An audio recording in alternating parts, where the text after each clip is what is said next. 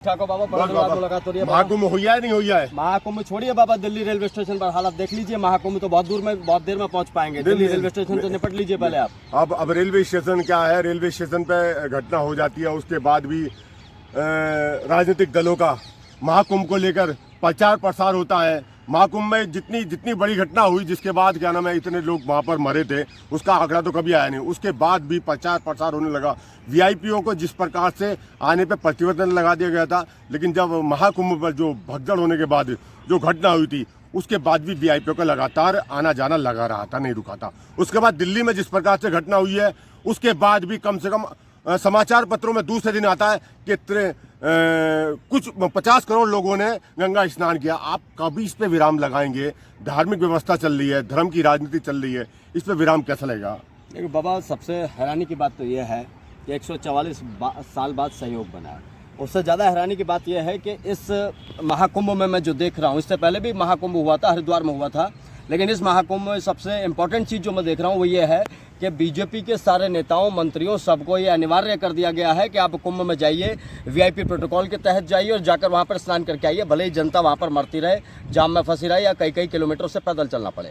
दूसरी हैरानी की बात यह है कि लोग इतने भ्रमित हो गए हैं सोशल मीडिया के दौर में कि 144 साल बाद ऐसा संयोग बना है कि भैया अगर हम कुंभ नहीं गए तो वो जो अमृत स्नान हमें होना था या हमें मिलना था वो हमें नहीं मिल पाएगा।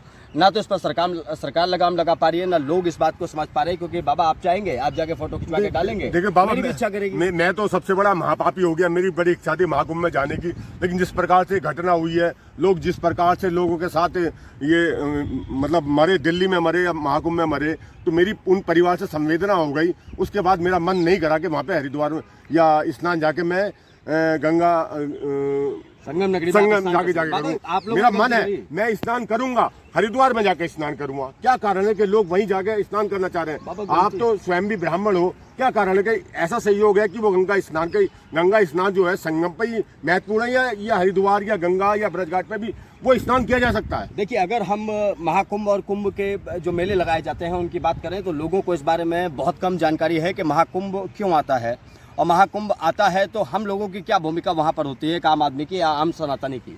मैं सारे सनातनियों को यही बताना चाहता हूँ, महाकुंभ का मतलब होता है कि साधु संतों का समागम। वहाँ देश भर के साधु संत जिनसे हम कभी नहीं मिलते, नागा साधु, अघोरी साधु, वो सब वहाँ पर तपस्या के लिए पहुँचते हैं, और उनकी तपस्या के पश्चात वो जो स्थल होता है पूरा वहाँ स्थल में और पॉजिटिव एनर्जी आ जाती है, जिसके बाद जगत का या धर्म का, सनातन का कल्याण होता है।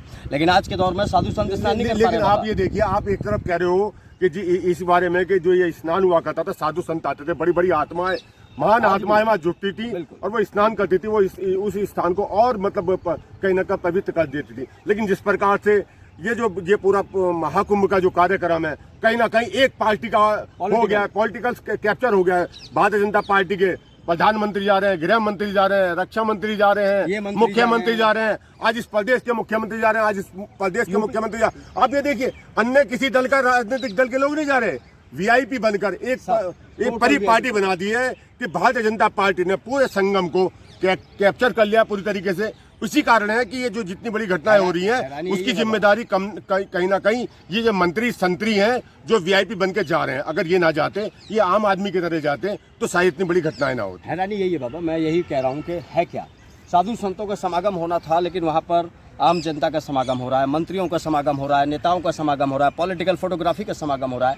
अंबानी जी पहुंच रहे हैं तो अंबानी जी के साथ तो 10 तो फोटोग्राफर होते हैं, उनके 20 बॉडीगार्ड हैं, इसके अलावा और तमाम व्यवस्थाएं हैं, ये सारी चीज़ें चल रही हैं। तो कुल मिलाकर यह है कि संगम जो 144 साल बाद वाला महाकुंभ आया है, इस महाकुंभ में अगर लोग जान गंवाने के लिए जा रहे हैं तो वो धीरेन्द्र कृष्ण शास्त्री जो है बाबा, इन बाबाओं की वजह से भी बहुत सारे लोग मोक्ष को प्राप्त करने के लिए जा रहे हैं। बाबा ने कहा था, याद है आपको? धीरेन्द्र शास्त्री मरने के बाद जिस प्रकार से कहते हैं कि जो मर गया उसको मोक्ष प्राप्त हो गया, इससे अच्छा समय कहा गया? 144 साल इतना अच्छा समय आ रहा है संगम में जाके, आप भी मोक्ष प्राप्त क्यों नहीं करे बाबा? जिस प्रकार से आम जनता जब मरती है तो उसे कहते हैं ईश्वर की तरफ से मोक्ष प्राप्त हो गया। ये बाबा जो है इतना बड़ा सहयोग बन रहा है 144 साल, तो धीरेन्द्र शास्त्री को मोक्ष प्राप्त कर लेना चाहिए था। बिल्कुल यही है बाबा, ये चीजें लोगों को, जनता को समझनी पड़ेंगी कि आज अगर कुंभ लग रहा है तो इस देश में पहली बार नहीं लग रहा है बाबा।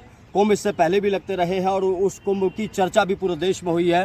पूरी दुनिया, पूरी मीडिया, पूरे इंटरनेशनल मीडिया हमारे कुंभ को कवर करने के लिए साल दर साल जब जब कुंभ लगा है आती रही है। ये पहली बार नहीं है कि कुंभ हो रहा है, लेकिन पहली बार हमें ऐसा लग रहा है कि कुंभ के नाम पर जो कुछ भी किया जा रहा है, जनता की जान से खिलवाड़ किया जा रहा है, पूरा VIP प्रोटोकॉल फॉलो किया जा रहा है और जनता को खुलेआम उस हालत में छोड़ दिया जा रहा है जिस हालत में जनता को होना भी नहीं चाहिए, क्योंकि वो कहाँ जा रहे हैं? देखिए, संगम नगरी जा रहे हैं। कुंभ हो सपा और बसपा या कांग्रेस के समय भी हुआ है, लेकिन इस समय जो क्योंकि भारतीय जनता पार्टी का जो सत्ता है और ये लगता है कि कुंभ युग इस समय आ रखा है केंद्र में और प्रदेश में भारतीय जनता पार्टी की सरकार है। उसके बाद जिस प्रकार से उन्होंने प्रचार प्रसार किया मीडिया में, जिस प्रकार से कहा गया कुंभ में पूरे देश और विदेश में आमंत्रण निमंत्रण दिए गए, उसके बाद पब्लिक आ गई। एक तरफ तो कह रहे थे आप कुंभ में आइए, 144 साल बाद आए, उसके बाद अब प्रशासन जिस प्रकार से और पुलिस कह रहा अब मत आइए, अब मत आइए, अब मत आइए। इतनी बड़ी घटना होने के बाद भी क्या कारण है कि पब्लिक आज भी महाकुंभ में स्नान करने के लिए आतुर है? ये बड़ी अजीब व्यवस्था बनी हुई है।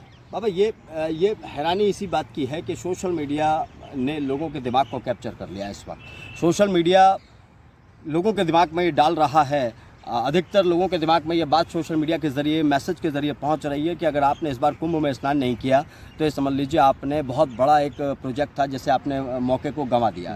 क्योंकि भैया मंत्री भी जा रहे हैं, संतरी भी जा रहे हैं, प्रधानमंत्री भी जा रहे हैं, गृह मंत्री भी जा रहे हैं, योगी जी भी जा रहे हैं और योगी जी तो कह भी रहे हैं कि भैया ऐसा महाकुंभ है, 100 करोड़ लोगों की व्यवस्था है।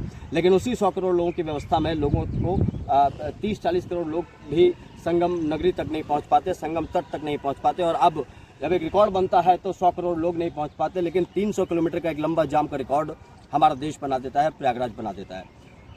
फिलहाल इस मुद्दे पर मैं और बड़े बाबा यही कहना चाहेंगे आप सब लोगों से कि धर्म हमारी प्रक्रिया है, धर्म एक सतत जीने की प्रक्रिया है, उसे हमें फॉलो भी करना है, लेकिन हमें अंधे नहीं होना है। हमें इस बात को समझना है कि जहाँ पर लोग दब कर मर जा रहे हैं, हमारे साथ हमारे बच्चे होंगे, हमारा परिवार होगा, अगर हमारे साथ भी ऐसा कुछ हो जाए वहाँ पर तो हमें कौन सा मोक्ष मिलेगा? ये सबसे हैरान वाली बात है बाबा।